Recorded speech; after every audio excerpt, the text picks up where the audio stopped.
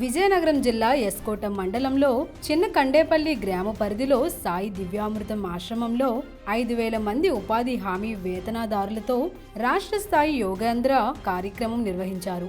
ఈ కార్యక్రమానికి ముఖ్య అతిథులుగా collector doctor BR Ambedkar, JC Sethu Madhavan పాల్గొని వేతనదారులతో కలిసి యోగాసనాలు వేశారు. అలాగే MLA Kolla Lalitha Kumari, DCMS chairman Gompa Krishna, AP tourism corporation director Indukuri Sudharani పాల్గొని యోగాసనాలు వేశారు. యోగాసనాల వల్ల శరీరం ఆరోగ్యంగా, మనసు ప్రశాంతంగా మారుతుందని, యోగా ద్వారా జీవన నైపుణ్యాలు మెరుగుపడతాయని కలెక్టర్ సూచించారు. యోగా అనేది భారతదేశ ప్రాచీన సంపదగా ప్రపంచ వ్యాప్తంగా గుర్తింపు పొందిందని పేర్కొన్నారు. ప్రతి ఒక్కరూ రోజుకి కొన్ని నిమిషాలు యోగాకు కేటాయించాలని సూచించారు. ఆరోగ్య ఆంధ్రప్రదేశ్ సాధన లక్ష్యంగా గత నెల 21 నుండి ప్రభుత్వం యోగాంధ్ర కార్యక్రమాన్ని నిర్వహిస్తున్నామని ఎమ్మెల్యే తెలిపారు.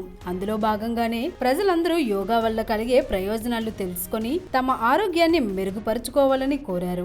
యోగాసనాల వల్ల శరీరం ఆరోగ్యంగా, మనసు ప్రశాంతంగా మారుతుందని, యోగా ద్వారా జీవన నైపుణ్యాలు మెరుగుపడతాయని కలెక్టర్ సూచించారు.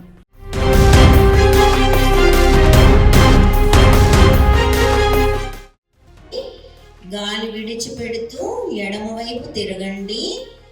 కుడి మోచేతిని వంచేసి కుడి అరచేతిని ఎడమ భుజం దగ్గర తగిలించుతారు.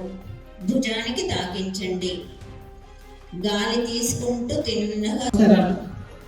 ఇవాళ నిత్య జీవితంలో మనకి నీరు, గాలి, ఆహారం ఎంత అవసరమో ఆరోగ్యం కూడా ప్రతి మానవుడికి, మనిషి అనే వాళ్ళకి అంత విలువైనది.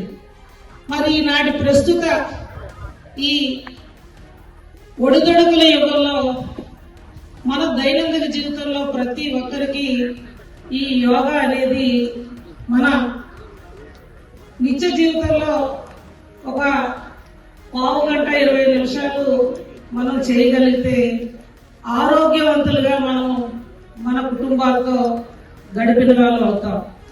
ఈనాటి పరిస్థితుల్లో ఏ ఇంటి తలుపు నాతో కలిపి తట్టినా మన అందరం కూడా ఏదో ఒక చిన్న చిన్న వ్యాధులతో బాధపడుతూ మందులకే బానిస అవుతున్నాం. ఇదే